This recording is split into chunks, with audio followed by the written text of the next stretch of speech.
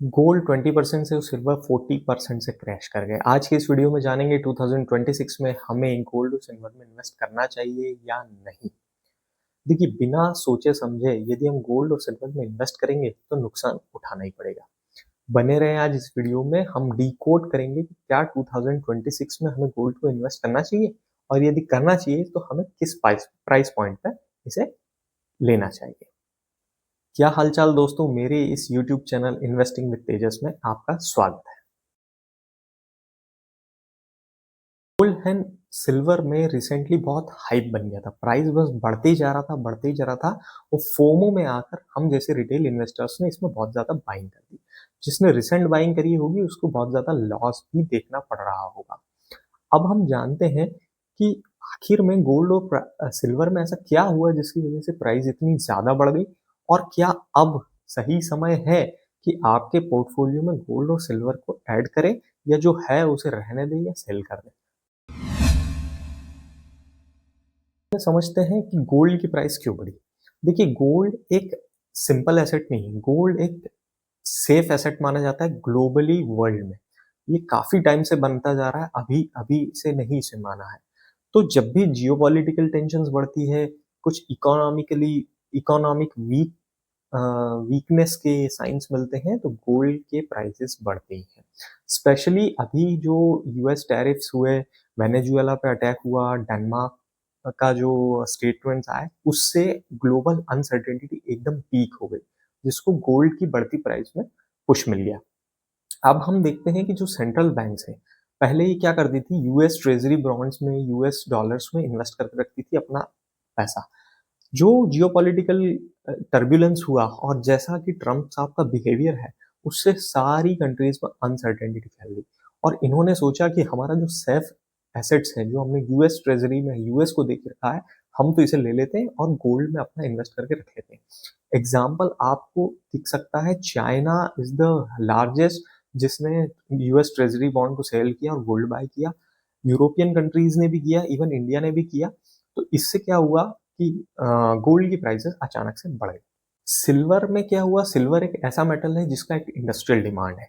ये हमेशा से बनता आया है, लेकिन रिसेंट डेवलपमेंट में जिसे हम EV, solar, semiconductor and AI developments देखते हैं, डेटा सेंटर्स देखते हैं, जिसके अंदर सिल्वर की डिमांड बहुत अचानक से बढ़ गई। अब आप समझिए, कोई भी मेटल अचानक से प्रोड्यूस नहीं किया जा सकता। डिमांड एकदम से स्पेक्युलेटिव हो गई, हाई हो गई, लेकिन जो मेटल का सप्लाई था वो रिड्यूस हो गया। इवन उस लेवल पे रिड्यूस हो गया जो हाईएस्ट प्रोड्यूसर है चाइना, जैसे चाइना और मैक्सिको। तो चाइना ने तो अपने यहाँ पे एक्सपोर्ट पे बैन भी लगा दिया। तो ये बैन क्यों लगाया, चाइना सबसे बड़ा फोटोवोल्टिक मैन्युफैक्चर है, सेल मैन्युफैक्चर है, और सबसे ज्यादा सिल्वर भी उसके यहाँ प्रोड्यूस हो रहा है ईस्टर्न साइड में। अब उसने ही सिल्वर पे बैन लगा दिया, तो जिससे और शॉर्टेज आ गई सिल्वर की। तो जिससे सिल्वर का डिमांड सप्लाई रेशो बिगड़ गया।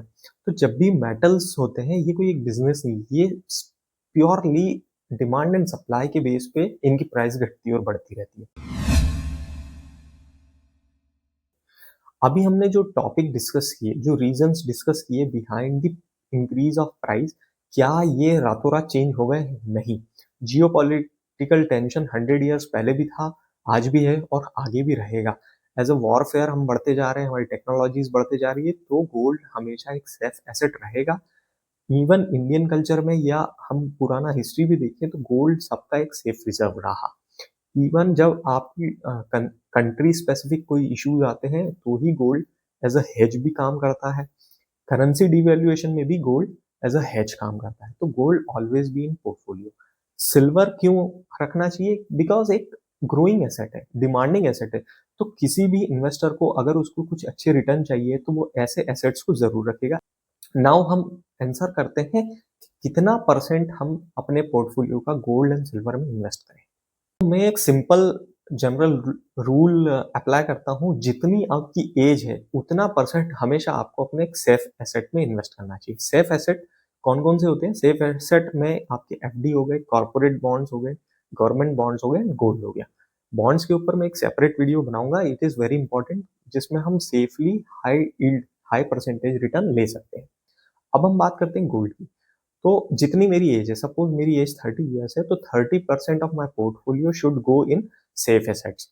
अब इस 30% का जो 50% है, मीन्स 15% हमेशा precious metal such as gold में जाना चाहिए।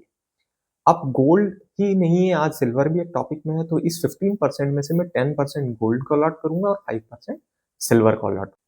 गोल्ड एंड सिल्वर को कैसे बाय करें? गोल्ड तो जनरली हम फिजिकल डिलीवरी भी ले सकते हैं, ज्वेलरी में, बुलियंस में, कॉइन्स में हम रख सकते हैं, बट रखना इतना इजी नहीं है, सेफ्टी का भी इशू आता है। तो अभी हमारे मार्केट में बहुत अच्छे ईटीएफ्स हैं, gold ETFs and silver ETFs, both can be wide in demat account, तो उसको बहुत इजीली हम परचेज कर सकते हैं। अगर आप अभी तक वीडियो देख रहे हैं, आपको अच्छा लग रहा है, तो प्लीज लाइक करो, सब्सक्राइब करो। ऐसे ही इंफॉर्मेटिव वीडियो मैं इस चैनल पे लाता रहूंगा। और हाँ, कमेंट करो तो मैं अच्छे गोल्ड और सिल्वर ईटीएफ आपके कमेंट के आंसर में भेज। अब हम जानते हैं कि गोल्ड और सिल्वर को किस प्राइस पॉइंट पे अपने पोर्टफोलियो में जोड़ना शुरू करें।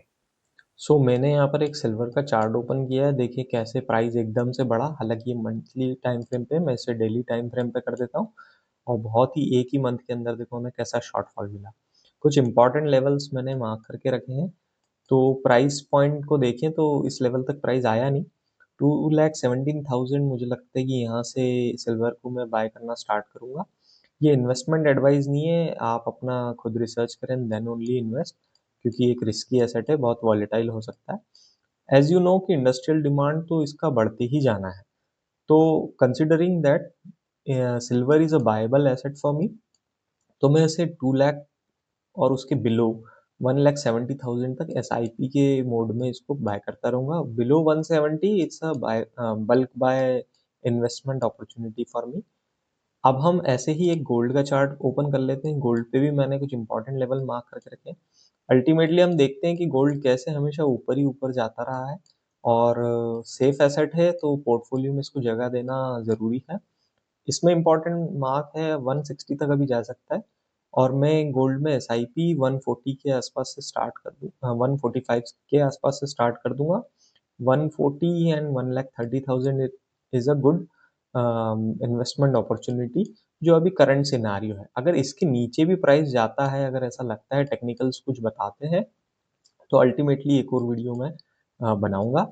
और देखा जाए तो प्राइस तो 1 लाख भी टच हो सकता है, 1,10,000 भी, बट इतनी जल्दी आना नहीं है, क्योंकि जियो पॉलिटिकल टेंशन बहुत ज़्यादा है।